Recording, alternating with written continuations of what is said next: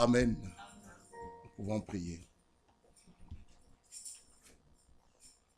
Dieu est bon, il est bon, Dieu est bon, il est bon, Dieu est bon, il est bon pour moi. Dieu est bon, Dieu est bon, Dieu est bon, il est bon pour moi. Notre Dieu, notre Père, nous te disons encore une fois merci, parce que tu as conduit nos pas, tu nous as gardés, depuis le dimanche nous étions en ces lieux, tu nous as encore fortifiés. Seigneur, toi le consolateur, viens encore une fois consoler notre sœur Céline ainsi que toute la famille, que tu puisses les consoler. Bénis-nous pendant ce culte et viens encore une fois nous parler et nous visiter, guéris les malades et console les affligés, ô Dieu.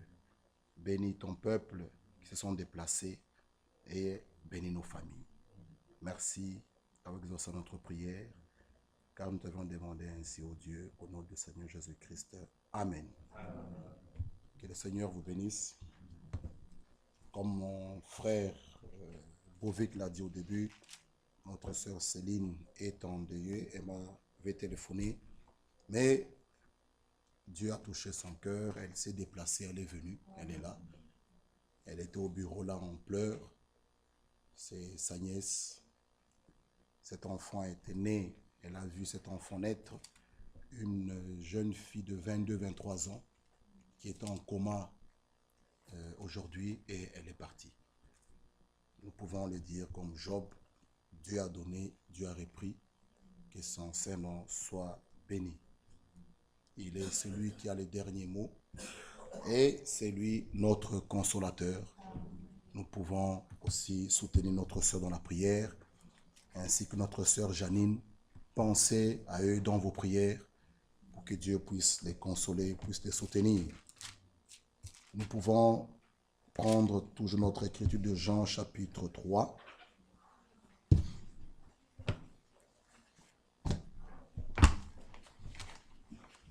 Jean chapitre 3, le verset 1er. Nous pouvons lire la parole de Dieu dans Jean 3.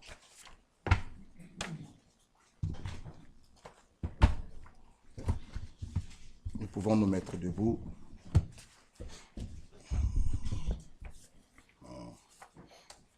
Ceux qui peuvent se mettre debout, oui.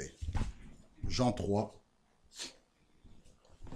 Mais il eut un homme d'entre les pharisiens, nommé Nicodème, un chef des Juifs, qui vint lui auprès de Jésus de nuit et lui dit, Rabbi, nous savons que tu es un docteur venu de Dieu, car personne ne peut faire ces miracles que tu fais si Dieu n'est avec lui.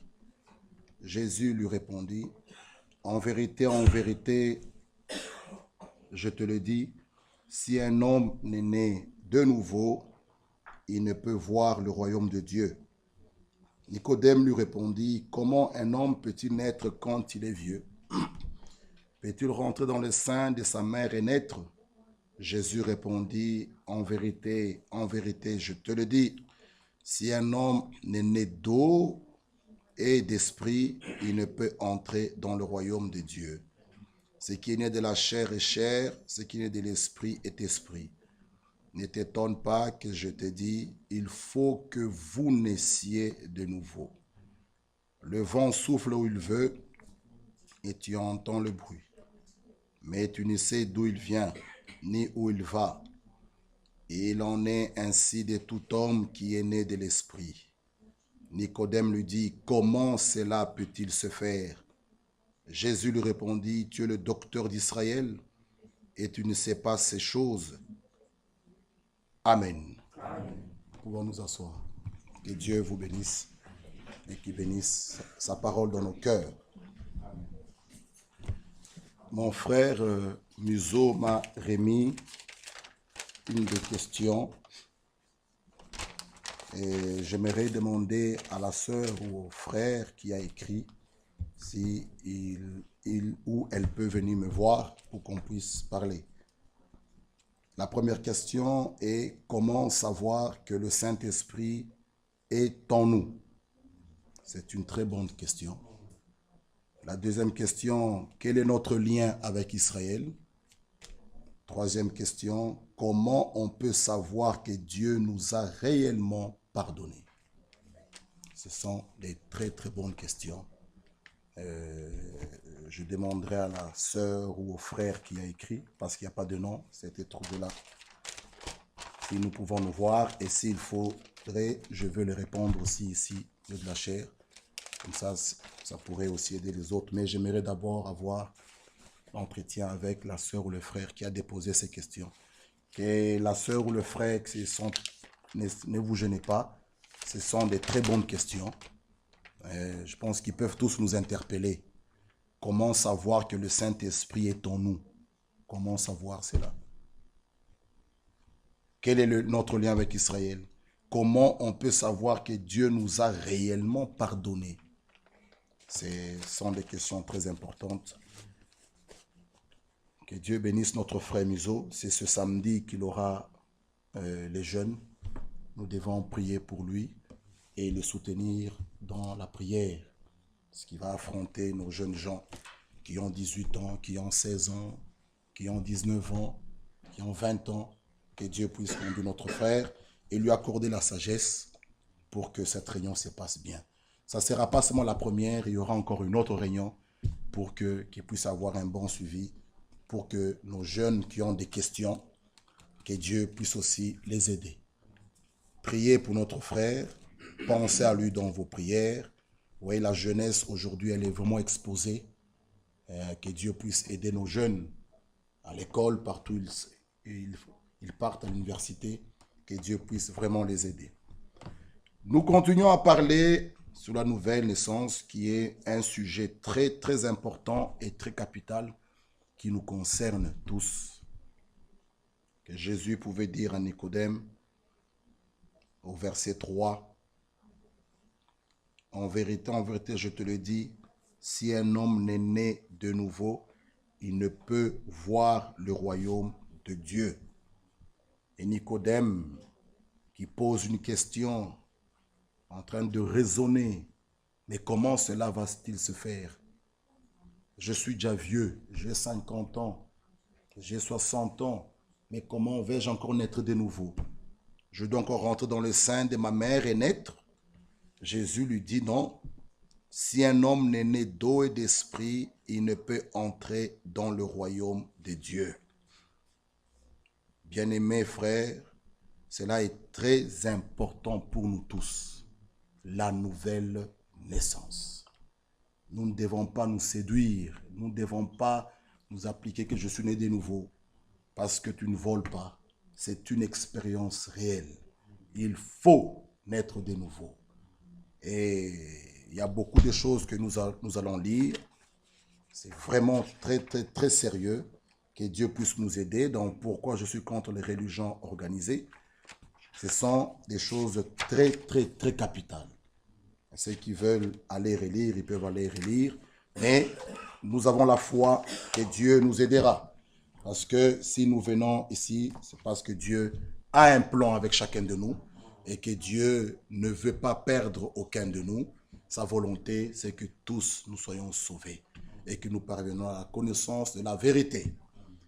Nicodème, qui est un docteur, comme nous pouvons le lire ici, Jésus pouvait dire à Nicodème, nous pouvons le lire, le verset 7, « Ne te donne pas que je t'ai dit, il faut que vous naissiez de nouveau. Le vent souffle où il veut et tu entends le bruit, mais tu ne sais d'où il vient ni où il va. Il en est ainsi de tout homme qui est né de l'esprit. » Nicodème lui dit, « Comment cela peut-il se faire ?» Jésus lui dit, « Mais tu es le docteur d'Israël, tu ne sais pas ces choses. » En vérité, je te le dis.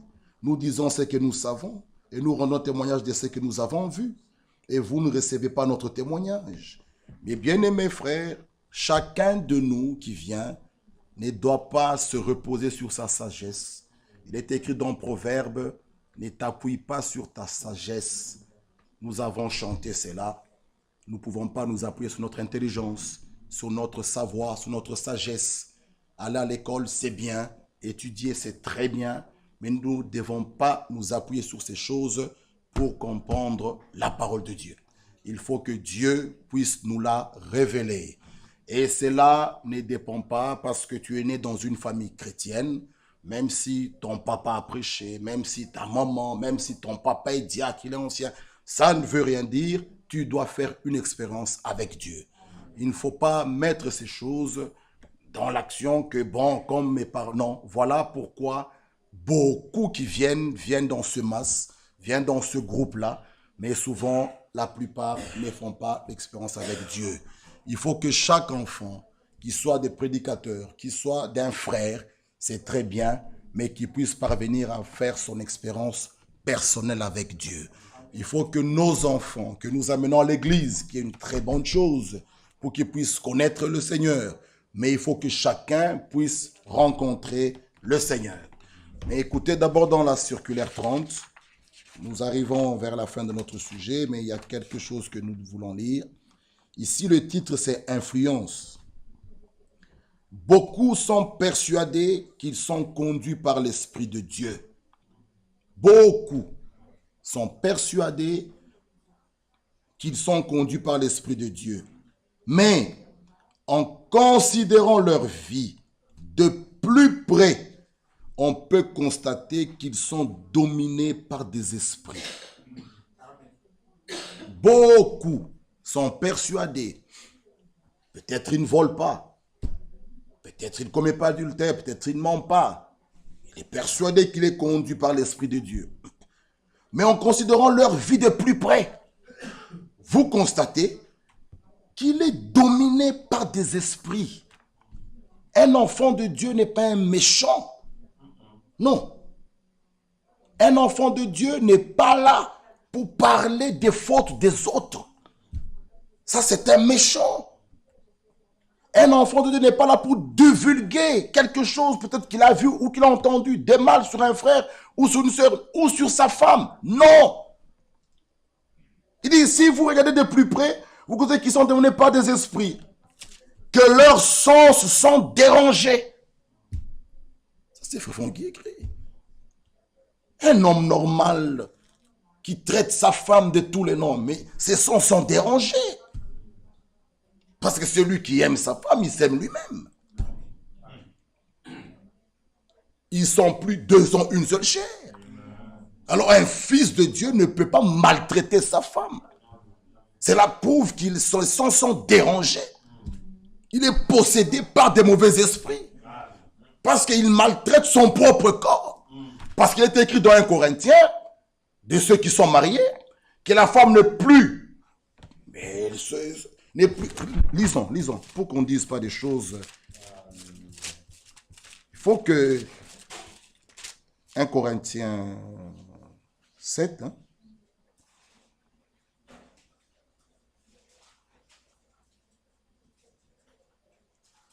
son corps ne lui appartient pas. C'est 1 Corinthiens 7. Nous l'avons lu l'autre fois. Que le corps de le mari ne lui appartient pas. Oui, 1 Corinthiens 7, 4. On peut même prendre 1 Corinthiens 7, 3. Que le mari rende à sa femme ce qu'il lui doit et que la femme agisse de même envers son mari. Ce n'est pas la femme qui dispose de son corps, c'est son mari. De même, ce n'est pas le mari qui dispose de son corps, c'est sa femme. Donc, frère, si quelqu'un maltraite sa femme, il ne comprend rien. Il a des esprits dérangés. Et nous pouvons continuer. Que leurs sens sont dérangés. Et que partout où ils vont, ils occasionnent du malheur. Or, un enfant de paix, un enfant de Dieu est un enfant de paix. Amen. Un enfant de Dieu, partout où il passe, il n'occasionne pas les malheurs. Il laisse la paix. Et il doit laisser la paix. Pas quelqu'un qui passe chez toi, quand il sort, il laisse du trouble dans ta maison, il laisse un désordre entre deux frères, ça, ce n'est pas les enfants de Dieu. Les enfants de Dieu, quand ils se retrouvent et qu'ils se séparent, c'est la paix qui reste. Les gens restent heureux. Ils ne laissent pas de divisions derrière. C'est pourquoi même un serviteur de Dieu, partout où il passe, il ne peut pas laisser la division. Non, il laisse la paix. Parce qu'il va prêcher que la parole. Et la parole nous donne la paix. Et la parole nous console. Continuons. Regardez, c'est très important. Beaucoup sont persuadés qu'ils sont conduits par l'Esprit de Dieu. Mais en considérant leur vie de plus près, on peut constater qu'ils sont dominés par des esprits, que leurs sens sont dérangés et que partout où ils vont, ils occasionnent du malheur. Leurs paroles peuvent être très pieuses, mais leurs fruits rendent témoignage de l'influence sur laquelle ils se trouvent. Ah. Leur parole peut être très pieuse. 1 Timothée le montre, ayant l'apparence de la piété, mais régnant ce qui en fait la force. Leur parole peut être douce, leur parole peut être très pieuse, mais leur fruit, c'est pourquoi Jésus pouvait dire, c'est à leur fruit que vous les reconnaîtrez.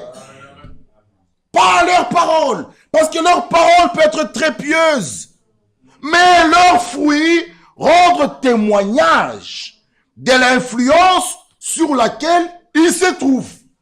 Parce que si vous êtes sous l'influence du Saint-Esprit, vous manifesterez les fruits du Saint-Esprit. Si vous êtes sous l'influence de Satan, vous manifesterez aussi les fruits qui viennent du diable. Tu peux prêcher la parole et les gens t'admirent que frère, en tout cas tu as la parole. Oui, mais après cela, nous regardons les fruits que tu manifestes. Tu détruis des couples, tu critiques les gens. Mais toi qui as prêché la parole, mais tes fruits vont à la rencontre de ce que tu as dit. C'est pourquoi nous, tu peux bien parler. Mais leurs fruits, c'est à leurs fruits que vous allez les reconnaître. Ceux qui sont de Dieu et ceux qui sont du diable. Parce qu'un enfant de Dieu n'est pas un meurtrier. Celui qui est né de nouveau n'est pas un meurtrier. Oh, tu peux dire, je n'ai jamais enfoncé un couteau. Mais à chaque fois que tu détruis l'influence d'un frère ou d'une sœur, tu es meurtrier. À chaque fois que tu propages une mauvaise nouvelle d'un frère, oui, tu l'as vu, tu appelles un frère ou une sœur, tu es meurtrier. Tu as tué son influence. Et le meurtrier ne ritera pas le royaume de Dieu. Il faut arranger cela. Toi qui tues les influences des frères et des sœurs. Mais non, le moment où tu dois aller voir le frère, qu'est-ce que tu vas faire? Seigneur, pardonne-moi, j'ai tué mon frère. Oui, mais aie maintenant le courage d'aller voir ta sœur, d'aller voir ton frère, que c'est moi qui ai pris le téléphone, qui ai publié. Pardonne-moi. Combien le font? Pour appeler, c'est vite fait. Mais pour arranger, vous voulez faire des détours. Il n'y a pas de détours. Là où il faut réparer, vous réparez. Là, il faut confesser, vous confessez. Frère, il ne faut pas mélanger ces choses. La repentance, s'il faut arranger, va voir ton frère. Mais combien le font? Pour détruire, nous le faisons plus vite. Pour réparer, nous cherchons des détours. Il n'y a pas cela devant Dieu. Il faut vraiment faire toutes choses d'après la parole du Seigneur. Même nous, qui parlons des frères et des sœurs, dans nos véhicules, à la maison, devant nos enfants, qu'est-ce que nous faisons d'eux? Nous les exposons. Moi, je vais pas aller vite voir mon frère de donner, j'arrange avec lui. Mais est-ce que mon fils ira le voir? Est-ce que mon fils ira voir le frère? Et quel regard il aura du frère de donner? Il va voir le frère de donner, il dit à ce frère, il n'aime pas mon papa. Mais moi, j'ai déjà arrangé avec lui. Mais mon fils restera comment? Et il mange la Sainte Seine. Frère, nous exposons nos enfants. Nous les détruisons. Et nous payerons. Parce que l'enfant peut être détruit. Il voit les frères. Il a la haine. Mais entre moi et lui, on a déjà arrangé. Mais le fils là, mon fils là, est-ce qu'il ira voir mon frère te donner? Faites-en attention. Parfois, nous amenons les malheurs dans nos maisons nous-mêmes. Et puis on pleure que mon enfant, mon fils, mais tu étais responsable. Tu l'as tué toi-même. Faites-en attention. Les enfants de Dieu ne peuvent pas marcher comme cela. Sur quelle influence tu es? Si tu es sous l'influence du Saint-Esprit, tu ne parleras pas en mal, même de ton frère devant les enfants. Tu iras voir le frère. Et tu mettras la vie en ordre, tu vas réparer avec ton frère. Mais pas devant les enfants. Nous détruisons. Et ça sera compliqué maintenant pour réparer cela. Pour aller voir ton fils ou ta fille que j'ai déjà arrangé, toi aussi vas-y. Ça sera compliqué. Alors mes bien-aimés frères, nous devons arrêter ça. Continuons à lire. Lorsque Ève écouta Satan et se livra à son influence, lorsqu'Adam écouta Ève, il tomba sous son influence. Vous voyez, il est important de ne pas écouter n'importe qui. Ève a écouté Satan, elle se livra à son influence. Adam a écouté Ève, il tomba sous son influence. Et par cela, sous l'influence de Satan. C'est exactement de la même situation que se trouvent tous ceux qui croient une interprétation de la parole originale. C'est-à-dire sous une fausse influence. Ils pensent pouvoir manger de l'arbre de la connaissance sans être touchés par la mort. Cela ne marche pas. Toute interprétation particulière de la parole a le poison du serpent ancien en elle-même. C'est la raison du sérieux avertissement de 2 Pierre 1,20. Mes bien-aimés frères, nous sommes ici pour que Dieu puisse nous parler, pour que Dieu puisse agir en nous. Lisons d'abord Marc, chapitre 4. Marc, chapitre 4. Marc 4, le verset 26.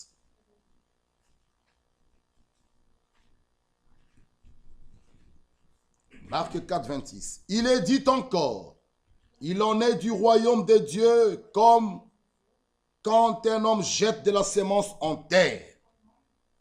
Qu'il dorme ou qu'il veille, nuit et jour, la sémence germe et croît sans qu'il sache comment. Quand la parole est prêchée, mon travail est fini. Je n'ai pas à aller voir, hey, ma soeur, toi tu continues. Non, non, non, non, non. Quand quelqu'un plante une sémence de maïs, jamais il va encore ouvrir la terre pour regarder. Non, il a planté. Qu'est-ce qu'il fait par après? Il doit arroser. Quand la parole de Dieu est prêchée, la pure parole, la vraie sémence, le Saint-Esprit vient maintenant à son tour arroser cette sémence qui était plantée. Et mon travail est fini. Vous, qu'est-ce qu'il faut faire? Venez seulement écouter maintenant la parole. La sémence qui a été plantée, maintenant on est en train d'arroser, d'arroser, d'arroser. Un jour, tu vois le maïs qui sort. Un jour, ta vie change. Un jour, les pantalons partent. Un jour, les maquillages sautent. Ce n'est pas le prédicateur qui te dit, fais ça. Non, ça c'est une sanctification hypocrite. Il faut la sanctification qui vient par l'écoute de la parole de la vérité. C'est pourquoi vous devez venir écouter la parole. La parole de Dieu en tant que sémence, elle est plantée en vous. Le Saint-Esprit vient maintenant arroser cela. Je n'ai pas à venir voir ma soeur chaque jour. Non. Non. Ça, vous allez faire des personnes hypocrites. Ils vont bien s'habiller parce qu'ils sont ici en Belgique. Ils se retrouvent au Canada. Oh, les frères ne sont pas là. Non. Non. Là, nous avons raté le but. Nous devons prêcher de telle manière, même si tu es seul, tu vis toujours la parole. Tu ne la vis pas pour moi. Tu ne mets pas les pantalons pour moi. Non. Tu obéis à ton Dieu. Amen. Que je sois là ou pas, que les ex soient là ou pas, que tu sois ici ou pas, tu vis la parole. Amen. Alors si quelqu'un dit, oh, la sœur depuis qu'elle est en Angleterre, elle est au Canada, Mais elle a changé. Mais comment est-ce qu'il prêche en France? Non, non, non, non, non. Frères, sœurs, si la parole de vérité est en vous, cette semence est en vous, réellement vous avez cru, vous avez été convertis, vous avez mis vos vies en ordre, même si on vous prêche d'aller au bar, tu n'iras jamais au bar. Parce qu'en toi, la parole a été sémée. Je n'ai pas attaqué les autres. Que, frère, comment vous prêchez ici? C'est la prouve. Si la sœur ou le frère retourne dans les bars et n'avait pas cru.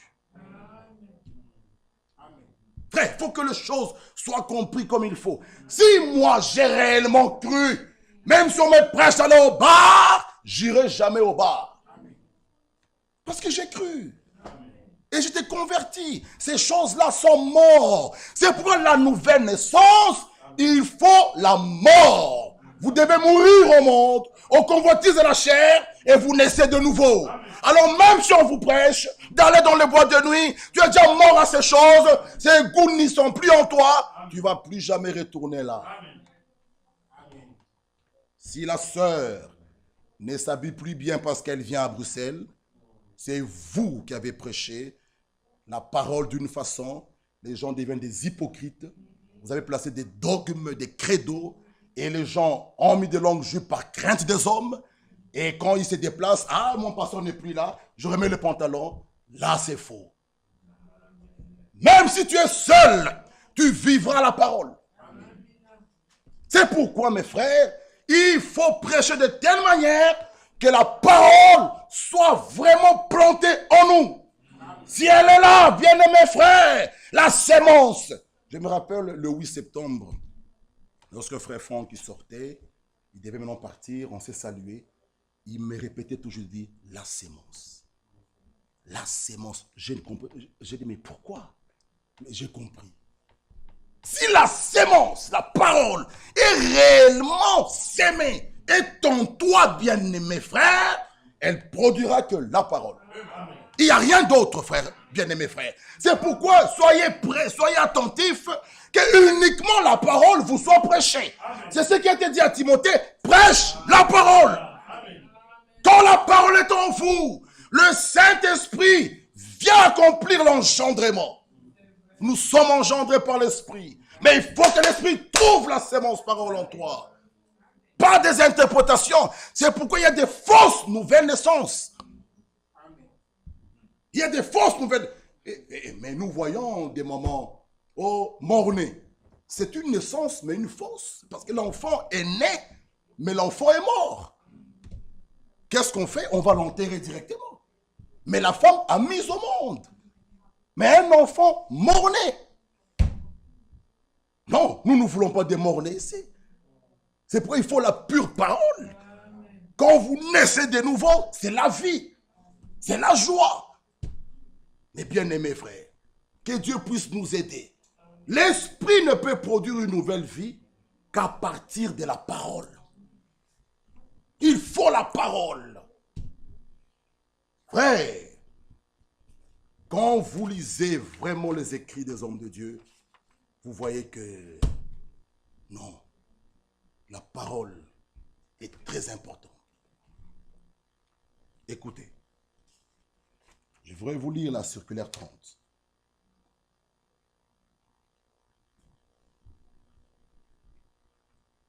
Ici, juste page 4, et puis nous lisons ça, et nous allons arriver à la fin.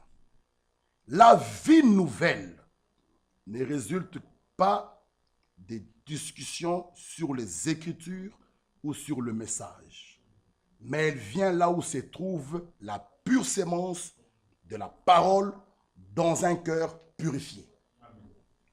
Donc la vie nouvelle, la vie divine ne vient pas là où il y a des discussions sur des Écritures.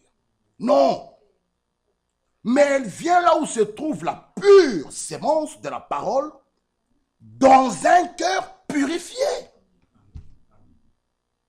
Il est écrit dans Jacques, il nous a engendrés selon sa volonté, par la parole de vérité, afin que nous soyons en quelque sorte les prémices de ces créatures. Le Saint-Esprit arrosera cette sémence et la fera pousser. Il est l'eau pour la sémence. Maintenant, Ceux qui ont été appelés à sortir comprennent de quoi il s'agit. Ils ne discutent plus selon la chair et le sang, mais au contraire, ils obéissent à Dieu. Un enfant de Dieu naît de nouveau à la foi. Et sa foi est accompagnée de l'obéissance. Il vit toute la parole. Il met la parole de Dieu en pratique. Il obéit à la parole de Dieu. Et Dieu le bénira. Parce que Dieu, dans Acte 5:32, ne donne le Saint-Esprit qu'à ceux qui lui obéissent. Celui qui est né de nouveau a la vie éternelle. En dehors de la nouvelle naissance, il n'y a pas de vie éternelle. Amen. Nous continuons. Ils croient les paroles du Seigneur et sont prêts à recevoir la sémence de la parole dans sa totalité. Si vous voulez avoir une église, commencez avec la parole de Dieu. On prend des tôles, des tôles. Le bois, une chair, des chaises, alléluia, amen. Non, non, c'est pas comme ça. C'est pas comme ça. Commencez avec la parole de Dieu. Pas un groupe d'hommes qui se unissent là, bon, toi tu es ancien, toi tu es diacre, bon, tiens là-bas, toi tu es ancien, nous commençons. C'est pas comme cela. Et par la grâce de Dieu, nous parlerons sur cela dans les prochains jours. Il faut commencer avec la parole. Que dit la parole? C'est ça le problème. Oh frère, moi je suis ancien ici. Que dit la parole? Bien-aimés frères, si vous voulez avoir la vie de Dieu, commencez avec la parole de Dieu. Prenez la parole de Dieu dans sa plénitude. Et c'est là dans toute sa mesure. Alors, lorsque la parole de Dieu est en vous et que la pluie tombera, celle-ci fera sortir exactement ce qui est dans votre jardin. C'est fini.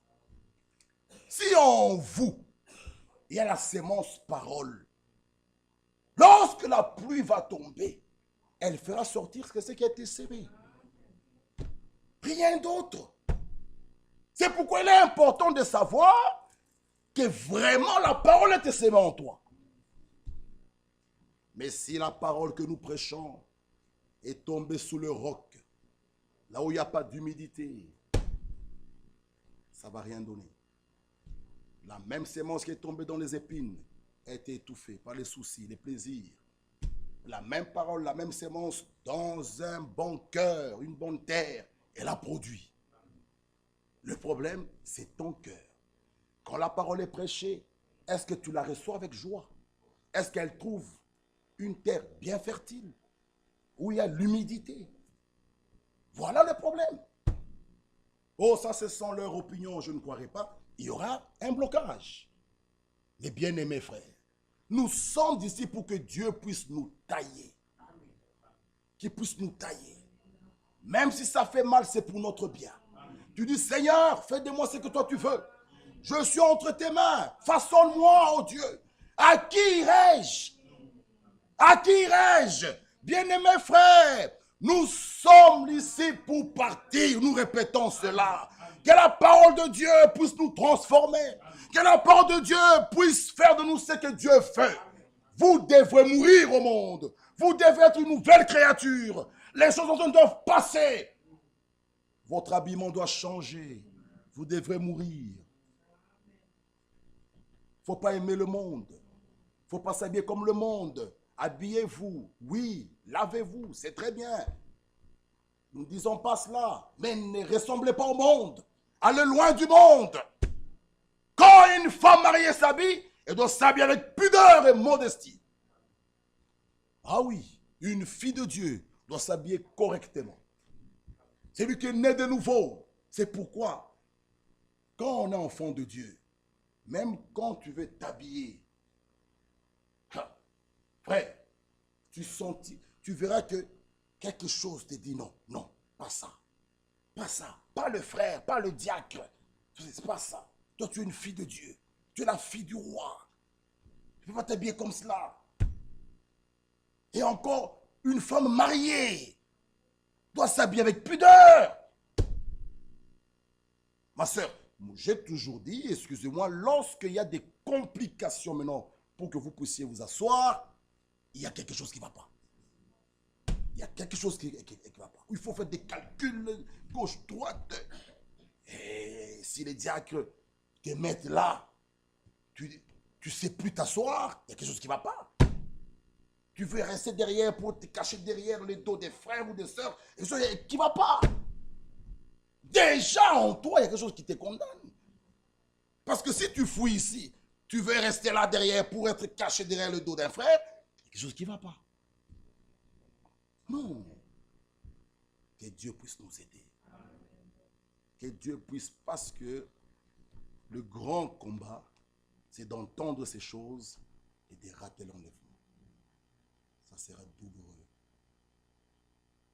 Tu vas crier papa, papa, papa, papa, plus de papa. Tu montes dans la chambre, maman n'est pas là. Et non, mais maman s'est lavée, l'eau continue à couler, la salle. Ça sera terrible. J'ai entendu un frère qui a prêché à Lubumbashi, dont il a donné un exemple, il dit, le jour que tu entendras à la radio qu'il y a des disparitions, les gens, sache que tu es resté. Ah oui, ça sera grave, ça sera grave. Tu es dans ta voiture, tu pars au travail, tu entends, on dit, mais il y a des téléphones qui ont téléphoné, il y a eu des personnes qui ont disparu. Toi, tu es au volant, sache que tu es resté. Parce que ceux qui partiront n'entendront pas ça. N'entendront pas ça. Ils seront avec le Seigneur là-haut. Mais toi, si tu es au volant, tu entends, on dit, il y a des disparitions. Et si tu as fait la nuit, tu appelles chez toi, personne ne prend, sache que c'est fini. Frère, alors on verra que c'est vrai. J'ai perdu mon temps, Seigneur. J'ai été séduit moi-même. Ça sera grave. C'est pourquoi, mes bien-aimés, Paul, qui était même messager d'âge d'Éphèse, pouvait dire, je traite durement mon corps. Paul, et nous voulons le plaisir. S'il faut danser, on danse un peu l'ambiance. Paul traitait durement son corps. Il dit résister Satan jusqu'au sang. Frère, c'est un combat. C'est un combat. Écoutez. Écoutez ceci. Paragraphe 120. Vous direz, je suis né de nouveau. Et vous niez la parole. Comment pouvez-vous être né de nouveau?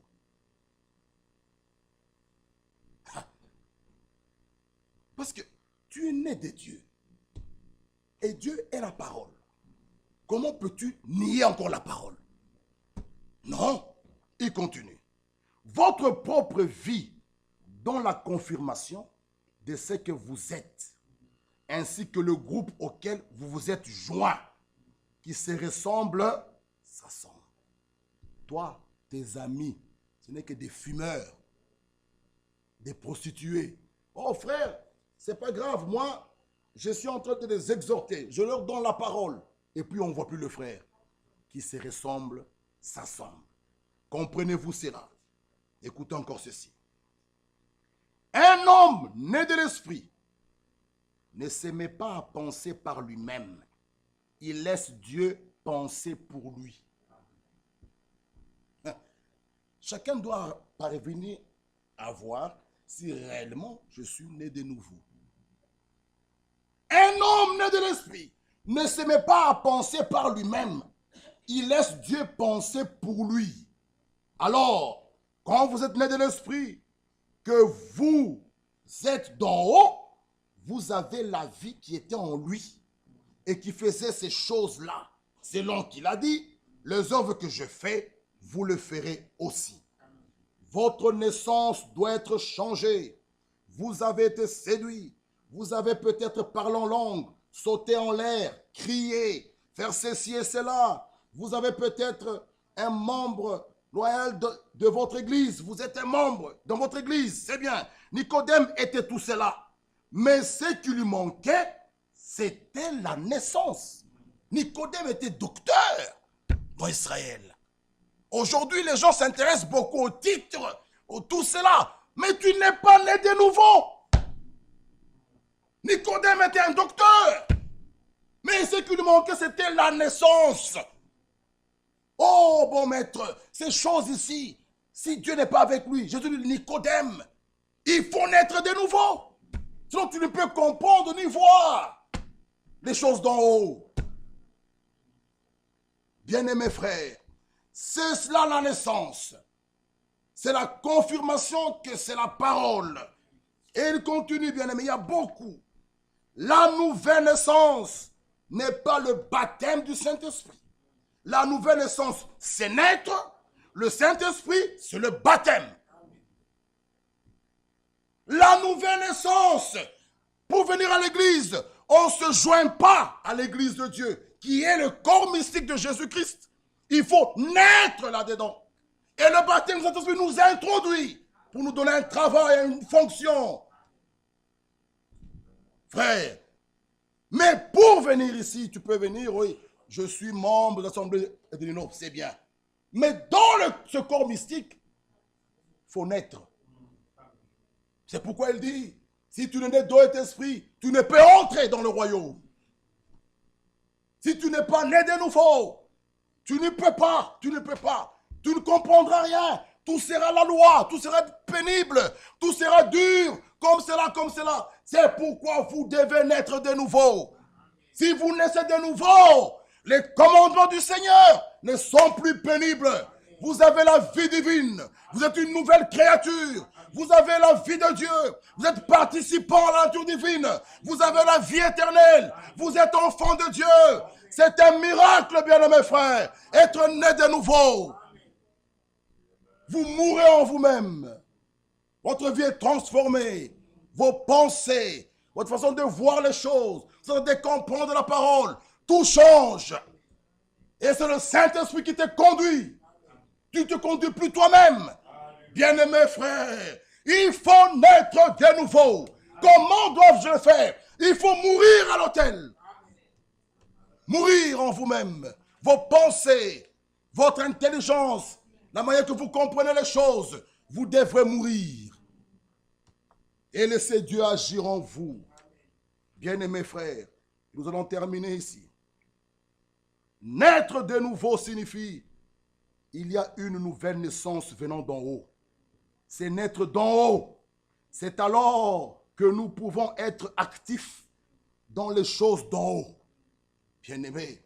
Oh mes frères, car c'est lui-même qui agit dans sa parole par votre intermédiaire. Frère. C'est lui-même qui agit dans sa parole par votre intermédiaire. Par vous qui êtes son sarment venant du cep. Bien-aimé. C'est pourquoi nous avons montré, dans l'œuvre de la rédemption, Dieu fera de grandes choses, mais à travers toi. Tu es le sarment attaché à ce cep-là. Mais, bien-aimé frère, c'est pourquoi la puissance que nous avons n'est pas notre puissance. C'est sa puissance. La justice que j'ai, c'est pas ma justice, c'est sa justice. La sainteté que j'ai, c'est pas ma sainteté, c'est sa sainteté. Parce que le serment est caché à la cep. Tout vient de lui. Tout vient de lui. Tout. C'est pas ma sainteté, c'est sa sainteté. C'est sa justice.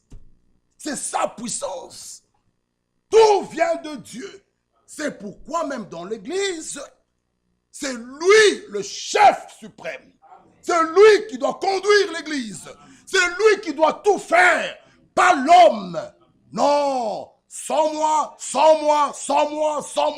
Toi l'homme, non. Si c'est son œuvre, c'est lui.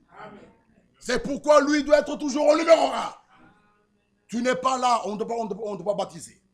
Tu n'es pas là, on ne doit pas prier pour les malades. Tu n'es pas là, pas des consécrations des mariages. Tu n'es pas là, pas des baptêmes d'eau. Quand tu reviens, alors toi c'est tout. Ah, ça c'est l'homme, alors Dieu n'y est pas. Dieu n'y est pas.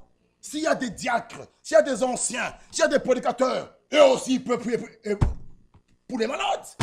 Ils peuvent baptiser les gens dans l'eau. Ça, c'est l'œuvre de Dieu. Tu n'es pas le tout suffisant. Le tout puissant, c'est Dieu. Pas un homme, bien-aimé frère. Que tu sois là ou pas, l'œuvre de Dieu continue. Frère, là où l'homme fouillait, faut fuir. Faut laisser à Dieu la prééminence. C'est lui le chef suprême. Faut laisser à Dieu. Là où l'homme, c'est lui. Non. Le témoignage, c'est l'homme. Quand l'homme a prié pour moi, l'homme a prié pour moi. Qu'est-ce que l'homme? Même frère Branham, quand il pouvait créer les écureuils, c'était pas frère Branham. Frère Branham n'est pas créateur. Le créateur, c'est Dieu qui était dans son prophète. Et Dieu, lui, quand il créait, personne ne lui a dit que les écureuils soient là. Personne. Dieu dit. Mais quand frère Branham était là, Dieu lui dit, qu'est-ce que tu veux? Les écureuils, bon, parle! Mais frère, Dieu, personne ne lui a dit. C'est lui-même qui a parlé, les écureuils sont venus. Bien-aimé frère, c'est pas frère Branham qui guérissait, c'est Dieu qui guérissait. Mais à travers son serviteur. Mais quand l'homme se croit le tout-puissant, là c'est très grave. Là c'est l'idolâtrie. Il faut fuir. C'est toujours l'homme. Il n'est pas là, rien. Tout doit s'arrêter. Il revient, alors les gens peuvent se baptiser. Et si tu es bloqué là, ça ce n'est pas l'œuvre de Dieu. Quelqu'un croit, mes frères, que nous soyons là ou pas, frère Ephraim, frère Jean, frère Bobby, baptisez les gens. C'est l'œuvre de Dieu. Je n'ai pas à les demander la permission, je peux pas. Baptiser celui qui croit. C'est ça l'œuvre de Dieu. Il faut soutenir l'œuvre de Dieu. Ce n'est pas l'œuvre d'un homme. Mais ce Dieu-là ne peut pas travailler comme ça. C'est voilà pourquoi il a établi. Il travaille avec des hommes dans les ministères. Mais il y a beaucoup de choses. Des sœurs peuvent aussi être là-dedans, avec des dons de sagesse, des dons de parler en langue. Tout cela vient de lui. Mais il ne faut pas négliger ces choses, que ça appartient qu'aux gens. Non, ce sont nos richesses. Vos jeunes gens, vos vieillards, tout cela, c'est à nous. Mais bien aimés, mais tout, il faut, là, vous devez naître de nouveau. Né de nouveau, d'en haut, alors nous pouvons être actifs. Actifs dans les choses d'en haut, parce que sa vie est en nous. Cette vie qui est sa parole, confirmant la parole elle-même. L'esprit qui est en vous et la parole faite chair en vous. L'esprit se soucie de la parole, il agit en confirmant la parole. La nouvelle naissance, vous devenez actif. Actif dans les choses d'en haut. Voilà pourquoi Colossiens dit, celui qui reste avec Christ doit s'attacher aux choses d'en haut. Celui qui est né de nouveau est mort au monde. Fini. Un dégoût. Libéré, affranchi. Quand il voit quelqu'un même faire ça, il a même pitié. Il dit, Seigneur, fais-lui grâce. Parce qu'il était là-dedans.